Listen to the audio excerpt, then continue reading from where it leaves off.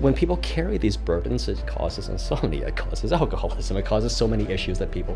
Maintaining a lie, particularly I'd say lying to yourself, is probably a very damaging thing to do. Even the points of view of a bully, even the points of view of someone who just doesn't think things through. The people pleaser tries to account for and accommodate. Welcome to How to Be an Adult. This is a podcast for people just like you who've inadvertently become adults and have no idea what to do about it. I'm Luke Chow. And I'm Pascal Langdale. And this is the trail guide to everything your parents didn't tell you when you reached the age of 18. And we spread these thoughts and these perspectives in order to democratize them so that you can have a good life as an adult. Today we're going to talk about capital T truth, capital M morality, and capital B beauty as valid concepts in this 21st century and not just concepts for the Victorians. Why don't we just start off with the big T word? Sure. Well, so ever since the other big T, Donald Trump, was elected to the White House, there's been extra chatter in the public sphere about how we're in this post-truth universe where narrative is everything and truth doesn't matter so much. It's really just what you get away with. And then we can also look from the perspective of, let's say, lawyers who have to advise their clients to tell the truth and the whole truth and nothing but the truth when they, make the oath on the stand. We can look at the perspective of engineers who have to design bridges and Wi-Fi networks that actually work in the material universe. So certainly there are multiple perspectives that would advocate for this concept of objective or capital T truth, even if the very same people would admit that it can be quite an ordeal to arrive at objective or capital T truth. I've been watching a couple of things that have struck me. There was one TEDx talk that I caught of somebody who advocates for the idea that everything is a story. So the idea America isn't real, it's a story that we all agree. Also that human rights don't exist. It's not an objective truth that we have. And he said, if you cut open a human, there's nothing inside, which actually I disagree with. There's quite a lot inside, but there's this incredibly reductionist, almost nihilistic, I would say, point of view. It sort of ties in as well with another trend with which a friend of mine had a name for, which I didn't realize it had a name. It was called emotivism. So basically, it's the idea that if, for instance, I say, I think that fraud is bad, right? That there's nothing good or bad about that. A fraud in itself, it's only my opinion that it's bad. It's my perspective. And you might hold a perspective that is that actually fraud is good. And that we both have invalid points of view because there is no objective truth. There's only our opinions and our morality that we carry around with us. But that's problematic because, as you say, if you say this is 10 centimeters and I say it's 11 because I feel it's so, and that feels right, then the Mars rover won't run. Well, a few hundred years ago, David Hume, the Scottish philosopher, identified a distinction between what is and what ought to be. And he said famously that you cannot derive an ought from an is. In other words, the realm of morality, the realm of what should be, like human rights, for example, is a separate domain from what is, like if you cut apart a human body, for example. It's true you're not going to find the human rights in a person's, physical heart or lungs or brain. But that's because you're looking in the wrong place. You have to look in the realm of a separate domain called morality or ethics to find human rights. You can't just look in the material world made of atoms and molecules. So let's account for the fact that there's sort of this moral realm, which we're going to talk about later in the episode. And then there's also this material realm made of atoms and molecules where we do have things like bridges that can stay standing. That sort of also lends itself to the idea of science as well, in the sense that objective truth could be perhaps summarized as, if I see that and you see that, and we can all agree that we're seeing it and we describe it in the same way, then we can say this is the closest thing we can get to at this point for objective truth. But the scientific process is falsification, right? So this is where people somehow get in trouble by saying the science, like it was a thing, rather than a process. But science is a process of reassessing objective truth, but with a certain amount of rigor behind it, rather than because I feel it so.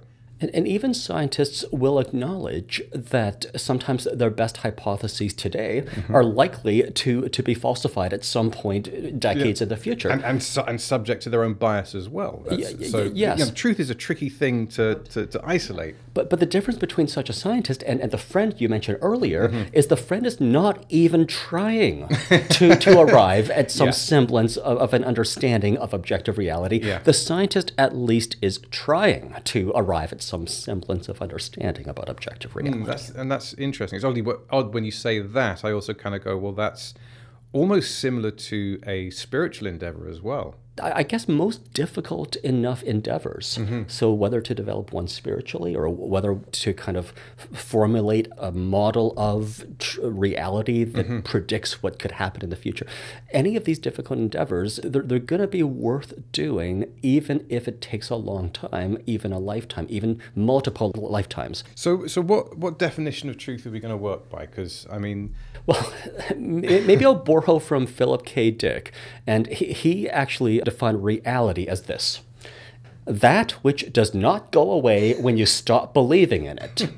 So the Mack truck that's bearing down on you, it's not going away if you stop believing in it. So let's say that Mack truck exists in reality, and you'd better get out of its way because it's not just a figment of your imagination. But then something like you're imagining that the next flight you take is going to go up in flames. If that never manifests before your eyes, when you stop believing in it, that imagining goes away. The imagining, in other words, is not actually the truth. So that's interesting, because going into the idea of, well, what is truth for? Because you could say, well, okay, well, what use is it? Because I could live in my own fantasy world. I could choose to believe anything, and it might not do me any good, but I'd be happy as things went wrong. Well, yeah, and that is, I would argue, more of like the child's perspective, right? Where one could be protected from dangers or protected from scarcity despite living in a fantasy play world. By the time we have to fend for ourselves, so metaphorically, by the time we're driving our own cars, we'd better have our eyes on the road. So I'll extend this metaphor.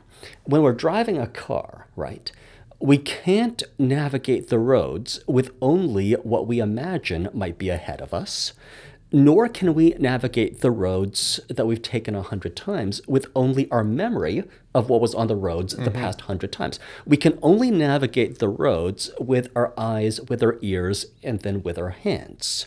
If with our eyes we can't see what's over the next hill, for example, we just kind of keep driving and then we reach the crest of the hill and then we can see with our eyes, oh, that's what's over the hill, and then we keep navigating accordingly and thereby complete every journey that we begin. So this is very much an argument in support of empiricism above just pure reason, in that the evidence of our senses, though imperfect, will give us the best representation of reality that we could then use to navigate by, that a person could have. So often we kind of go to conjecture, like, is this person going to call me back? We kind of like imagine stuff. But the future you is going to actually be perceptive and intelligent enough to have information and then, make decisions with information, which absolves you from any need to make decisions without information. So flipping it around then, saying that lying to yourself or deceiving yourself, you could say, well, at least you can start off by not doing that, because it's rather easy, right? It's actually quite easy to kid yourself, or even other people for that matter. There's a study which I can share with you, I think it's in the notes, that showed that having successful small lies leads to more lies, because the social cost of being found out in a lie is close to death. Right? It's like there's death and then there's social shame. Those are the two biggest things that the human old brain is kind of afraid of, right? But apparently, if you put a scenario, well, small lies are swallowed, then the lies get bigger and bigger because you can get away with it. The self-censorship begins to disappear. So actually, in some ways, you have to be your own best monitor, because even when you're telling things to yourself, you could be kidding yourself, and you kid yourself to start off with. That can snowball into really going into territory where your perception of the truth about your imaginings, for example, is entirely wrong. Often what we imagine in our heads, and I'm going to say like all lies are basically like imagined thoughts, right? Yeah. So what we imagine, it ends up obscuring our view of what's in front of us. So if you tell yourself that your tires can handle that patch of black ice, but you've not changed your tires for the winter time, you're lying to yourself, and then you screw around and then you find out. Yeah, but if nothing happens, you might go, oh, well, okay, that calibrated my truth. I'm okay. You know, the more that your lies are swallowed and accepted and you get away with them, the worse your calibration can become. Does that make sense? I guess so. I'm kind of imagining that maybe some of our readers have, got themselves caught in this pattern of like telling little white lies to make other people happy or to not rock the boat. Or even telling lies to themselves in order to fill some kind of emotional hole. So let's imagine that we kind of have listeners who have these kinds of fantasies obscuring their view of the truth, right? So they think they're a better driver than they are, so they'll take like tighter turns than they ought to, or they're going to drive on the black ice even though they've not changed their tires to winter tires yet. In such a situation, could we say it's inevitable that a bad thing's going to then follow? Could we say that? It's likely. Okay, so not inevitable, but it's likely on a long enough timeline that if you overestimate your driving ability, that you're probably going to get into some kind of one car accident. If you tell like white lies to your friends, eventually you're going to suffer that social shame you'd alluded to of being called out as untrustworthy. And I think the same thing happens internally as well. So you could have somebody who tells himself, "I am a bad driver," and repeats that. And it may not be, let's say it's not true. Yeah. They're neither good nor bad. They're just a driver, let's say. But I'm a bad driver. And then you believe that. And then the repercussion is that you don't drive, so you feel safe. But it also justifies and reinforces the idea that you're a bad driver because you don't drive, and so on. Does that make sense? One thing I often end up saying to my clients is that when you put in a really good effort to ascertain the truth about a situation, that most likely you're going to be better off afterward. So when one is like self-deceptive, to like pump themselves up or to feel okay about themselves, they are neglecting their best qualities.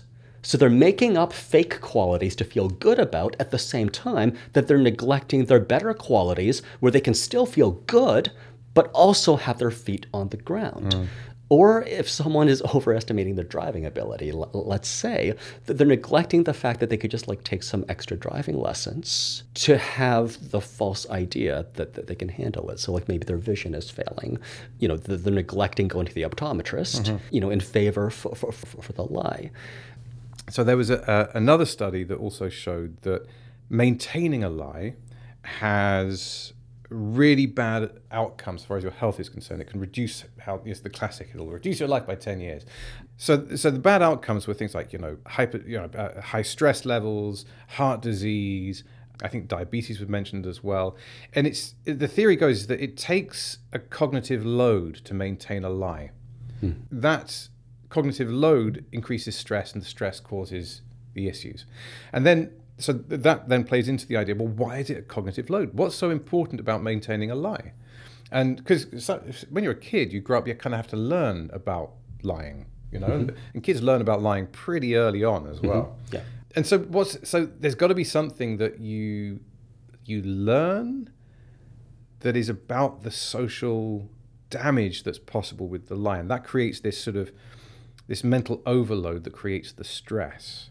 So generally speaking, it's not just that truth is a good thing, I suppose, is that maintaining a lie, particularly I'd say lying to yourself, is probably a very damaging thing to do. Yeah. Well, I'll share with you that when I think back to me in elementary school, right, I can think of a few incidents where I kind of like experimented with lying. And it was very clear to me in elementary school that the adults around me could just plainly see through whatever it is I was telling my fib about, and that I just couldn't get away with it, and that I could only gain their respect by being truthful. And, if I have to own up to something or apologize for something, that I own up to and apologize. And that's how you kind of have the trust and the respect of the adults around you.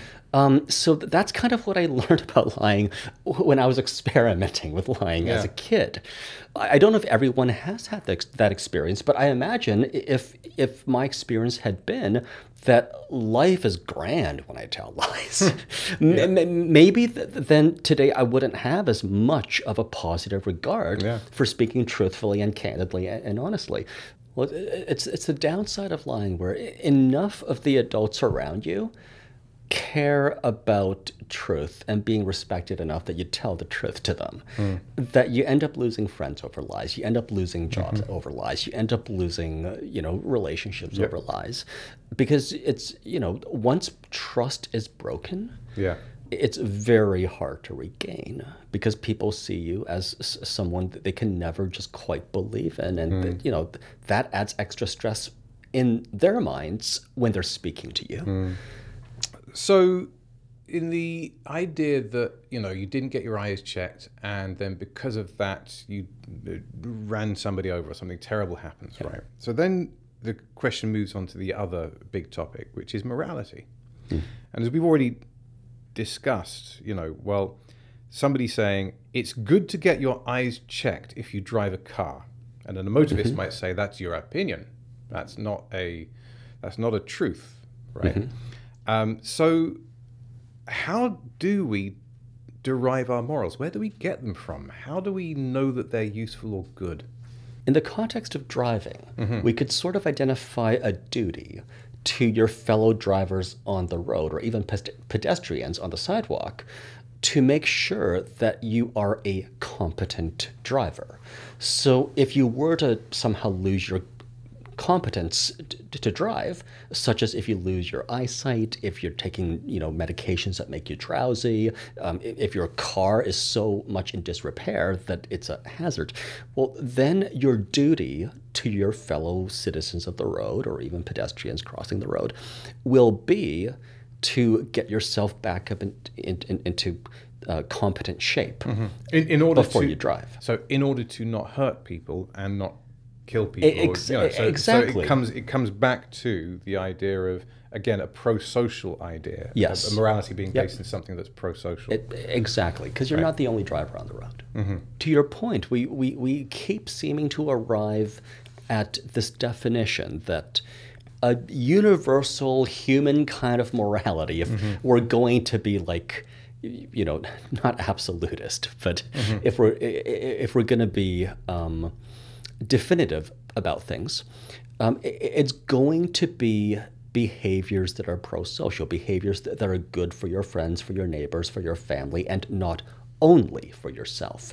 It happens that when you are good to your friends and your neighbors and your family and your coworkers, that it ends up coming back to you in a positive way, so it's good for you too. But it seems like if we're going to try to define a universal morality, it's going to be to act in ways that foster community and good, trusting social relationships. And I suppose this also does relate to truth as well, because you can't do that effectively unless you're on guard against lies, external lies or internal lies, because you could kid yourself that, I don't know, forcing everybody in the office to shave their head is a social good. You could, or whatever it is, I'm picking something ludicrous, right? And who's to say no? Like I say, well, it's pro-social. But is it true? And so that's where morality and truth do have a relationship, is that you can judge a moral to some degree, surely, by the degree of truth that supports the moral. Because otherwise, I don't know, because otherwise anybody could say, like you could say, I'm sure the Nazis in Germany thought that their final solution was pro-social in their terms, as horrifying as that is. And that to me, the roots of that is self-deception.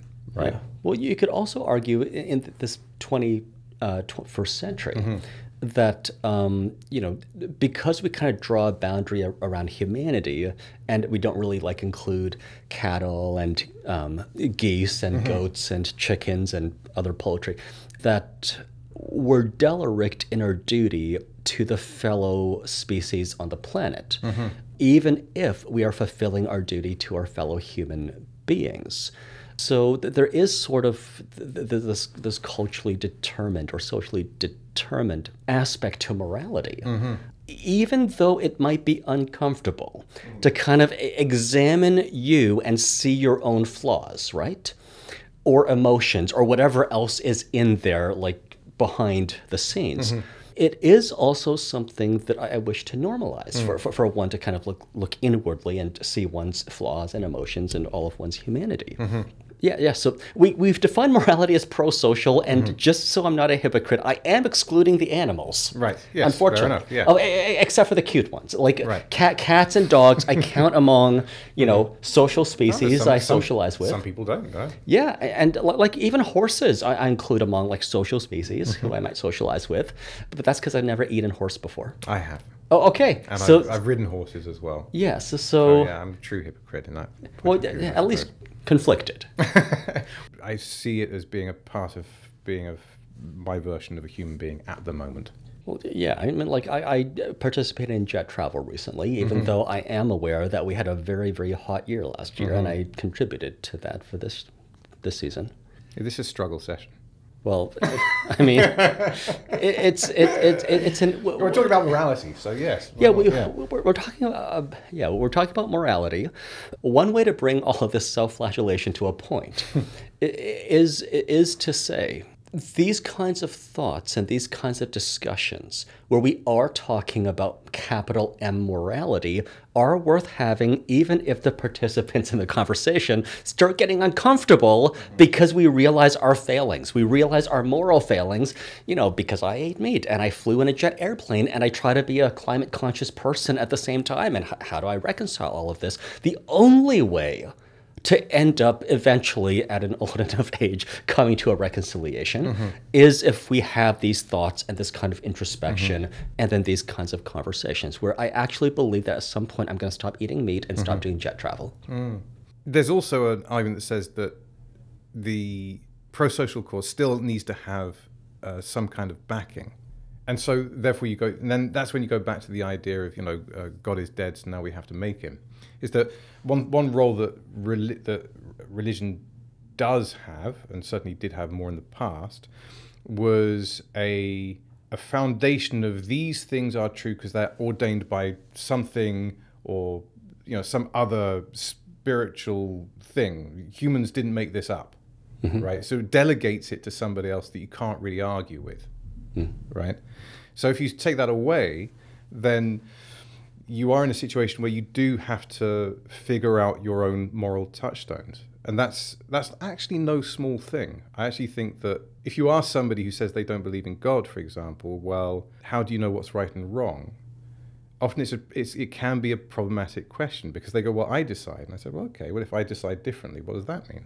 And everything becomes relative and suddenly you're in trouble. So it's really important to figure out the foundation of your moral underpinning. Whether it's religion or not is neither here nor there, but you've got to have something. I think that's probably what it comes down to. Where do you think it would come from, if not from organized religion? Again, the idea of reciprocal benefit, I suppose. Okay, so from reason and to some degree enlightened self-interest. Yeah. Okay. Although, to some degree, yeah. So, but it's that's a good start, I say. As I say, it's not easy. Yeah, well, there definitely is, even in the absence of formal or organized religion, that there is sort of like these socially enforced norms where, like, if someone finds out that all the art in your home is stolen from a country that, like, your grandfather invaded, and you tell proud stories about the war, right? Right. Like, I just made up that in that made-up scenario, you're going to get social heat. I mean, you might not have broken any laws, but you're going to definitely get social heat because you're speaking so flagrantly about these stolen artifacts.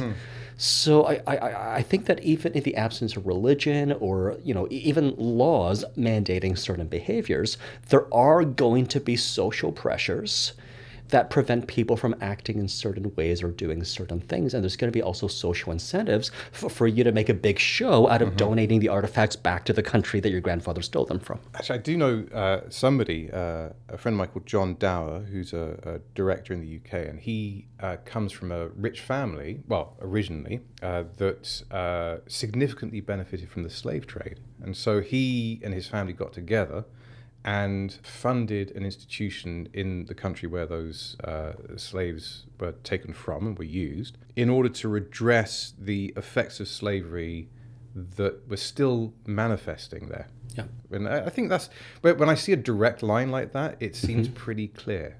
When it's a direct line. I mean, when it's more indirect, I find it more problematic. But that, I could see the logic behind that. Yeah, well, in some cases, you know, having extra wealth is not the main point.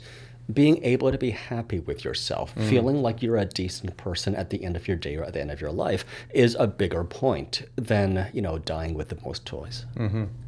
As a hypnotherapist, I often see that the anxiety, sometimes even the depression that my clients present with and believe they have are actually problems of demoralization. And once I help them to find their moral center, once I help them to feel that their sense of right and wrong counts, once I help them to be able to say, no, I can't abide by that, but let's do it this other way instead. Once they're able to say that, then they're not so anxious. Then they feel a lot better about themselves. Then they sleep better at night and they don't have to like drink as much or smoke cigarettes. This I don't hear talked about that much, where we are kind of treating like anxiety as a mental illness and not as a problem of demoralization. In fact, it's considered to be an outdated Victorian thing to consider mental illness to be a moral issue.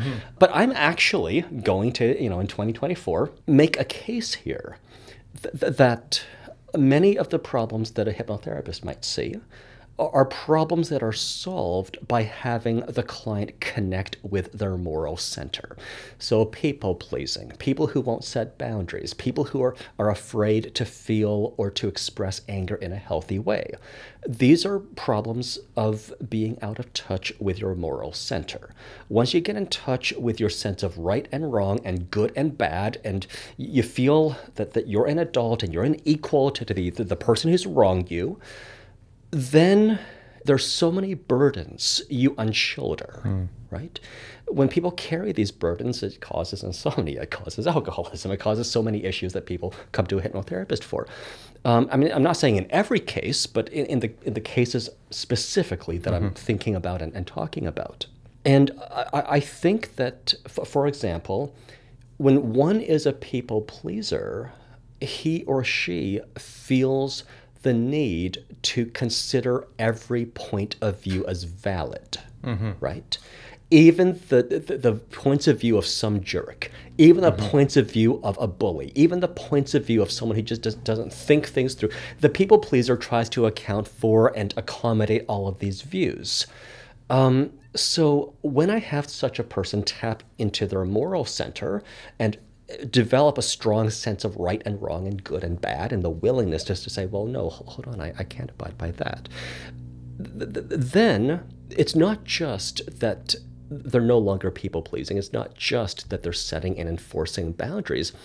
It's that a lot of the other problems, which is often what they present with, go away. Is there also, to again tie back morals with truth, is that the people-pleaser or somebody who's very high in agreeability is in essence kind of lying to themselves that every opinion is of equal merit, or lying to themselves that their own opinion has equal or less merit than somebody else's. It's usually that everyone's opinion counts except for theirs, everyone's needs count except for theirs, everyone else counts except for them. The lie is the erasure of them as a person. So yeah, I mean, the truth thing was basically, I'm saying, epistemology matters. Sound epistemology makes happier, more even-keeled, clear-headed people.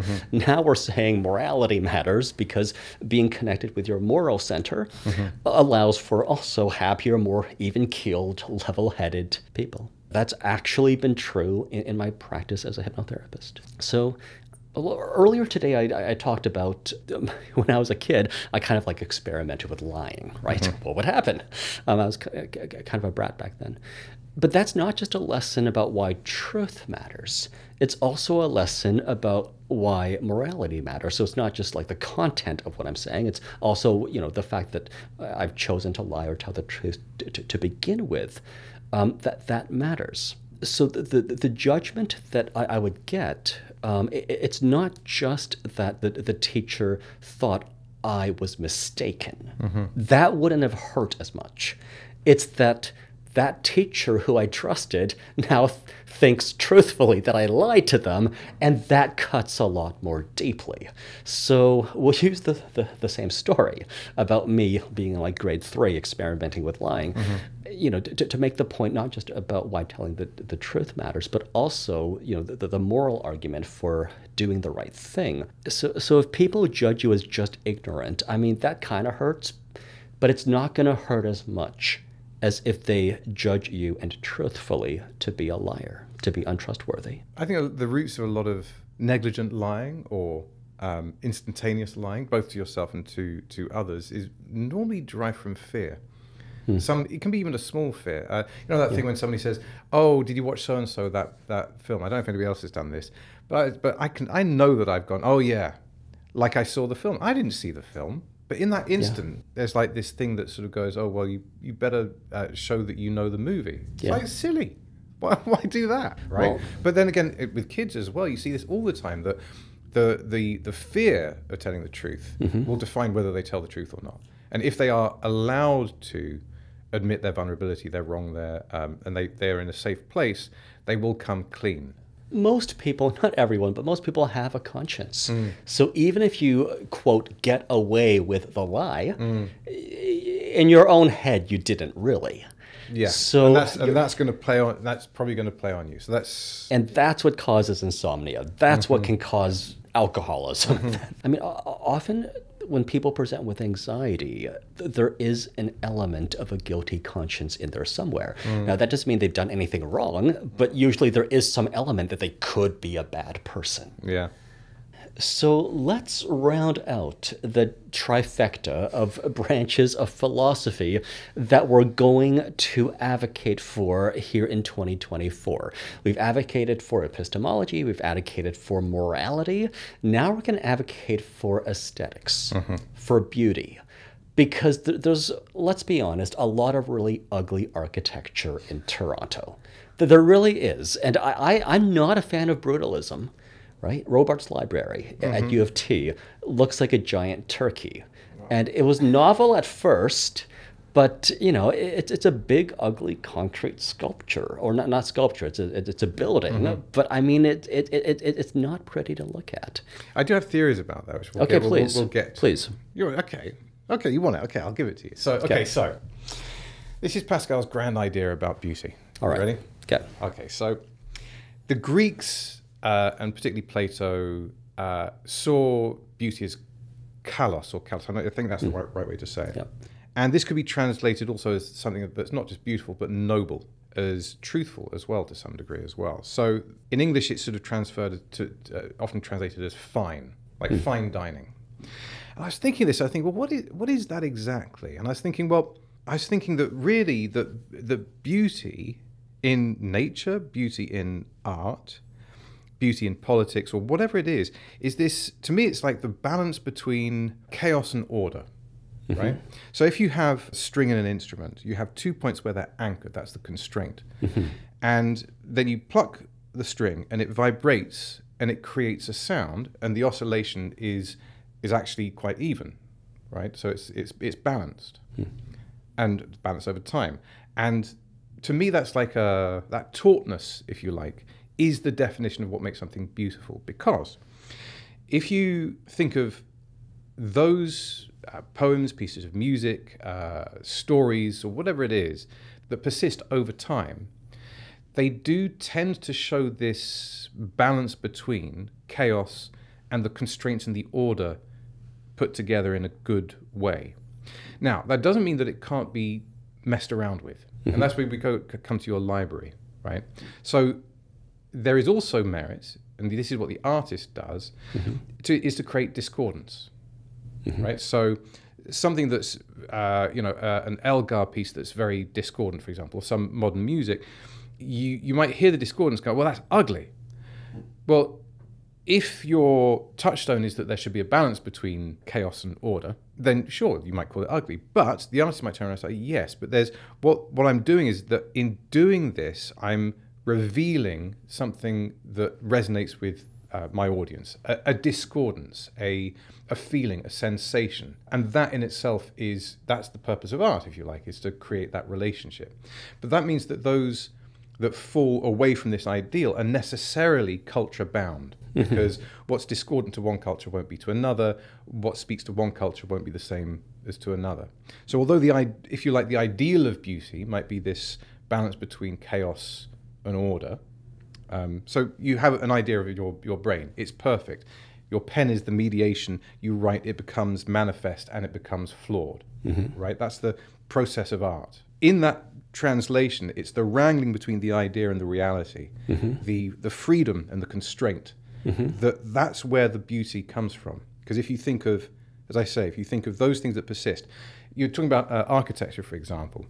Well, if you think of the cathedrals and the mosques that were built 300, 400, even 800, 900 years ago, that the aesthetic, if you like, was trying to do that.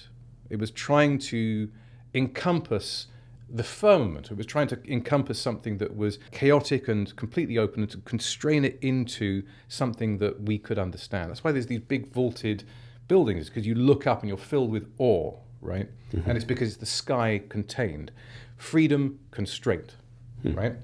But these were endeavors that were, this is important, were also designed to persist over generations. They took 300 years to build, took 500 years to build, right? So it's a multi-generational effort in pursuit of creating something beautiful. And even if you take away the religion side of it, to me, that's an extraordinary endeavor. And actually, if you think of if you compare your library to a cathedral, you could say, well, the culture-bound discordant artifacts, we'll see whether those last as long.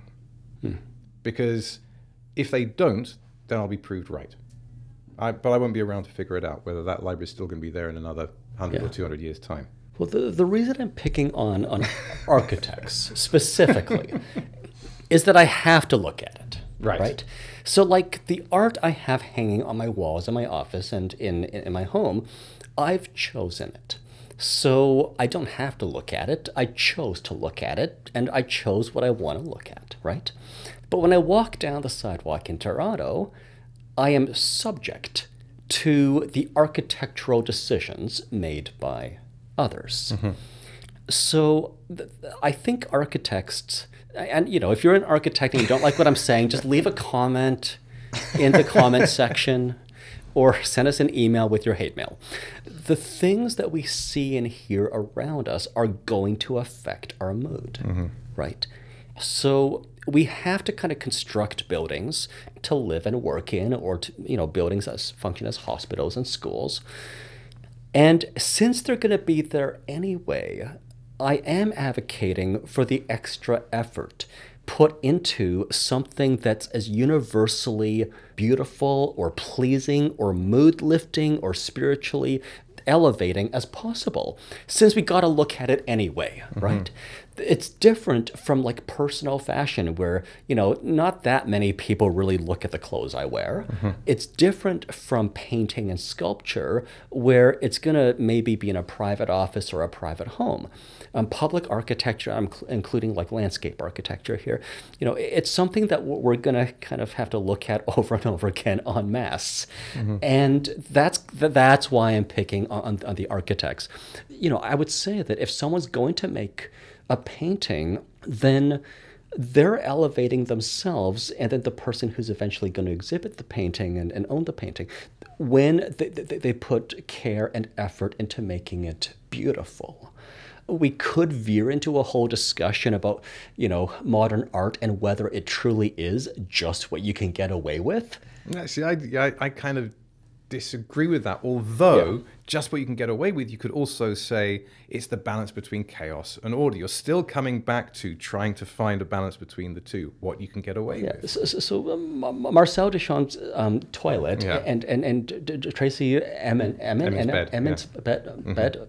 Is it like my unmade bed, or is it? Yeah, she was like she'd had a mental crisis and had basically lived in her bed for like 3 months or something, and then she. That makes a better story. It makes a better story than if it's just. I don't think like, it was bad. Yeah. Okay. I saw it. Yeah. Yeah. Well. So that I know it was exhibited in a gallery, but as someone who does buy art, there's not a chance I'm going to buy someone else's bed, dirty sheets, condom wrappers, and then put it in my living room. Sure, but I suppose I can see again the chaos order thing. The chaos was her life. The order is putting it into a gallery and having it scrutinized. So there's something there. Whether it's beautiful or not, that's another question. So if you go to the Greek ideal of beauty, which is kalos, which is noble, which is a sort of fundamental, you might say, well, what are those things that persist over hundreds of years that we still kind of go, oh yeah, like mountains, for example, they're eternally can be considered. They fill you with awe. Now some people don't like that. Fine, but mountains are the creation. They are created as a result of chaos upon order. So the idea of there being an ideal of beauty would be that there is a perfect balance between chaos and order, and that the closer you are to that perfection, the more likely you are that it's going to persist over time because it becomes not bound by culture. Yeah. But I don't know if I'm right. Well, I like to present another stab at a definition. Okay. So, we don't really necessarily have to defend art in this episode. We're just going to kind of defend like beauty, right? Robert Pirsig defined quality, capital Q, quality, as, and I'm going to mangle his words, but it's something along the lines of that which is done with care. So that which is done with care necessarily will be a thing of quality. And if you see something that is of quality, then certainly that thing was done or created or painted or built with care. So, care is kind of the effort that you put into it, and then the end result is something of quality. And I very much believe in that, at least for my work as a hypnotherapist, for anything that I want to kind of put out there to the public, where I know that for the product or the experience to be of high quality, much care has to be put into it. So I guess my criticism of like Marcel Duchamp, for example, is there really that much care in picking a urinal off the ground and scrawling your signature on it? If there's little care that's been placed in it, can we really say that it has quality? Or I think in that case, again, this is culture bound, that's discordance, right? So in his time, doing that was revolutionary. And so if there was care, it was him as an artist creating something that was discordant and spoke to the culture. So whether or not it's beautiful is almost secondary. I guess so. Oh, okay. So we'll kind of set aside the what is art argument to really focus on the advocacy for beauty, at least as something to strive toward. Absolutely, yes. So beauty is an aspiration. As an aspiration. Yeah. I think it's because I have to get dressed in the morning anyway, right?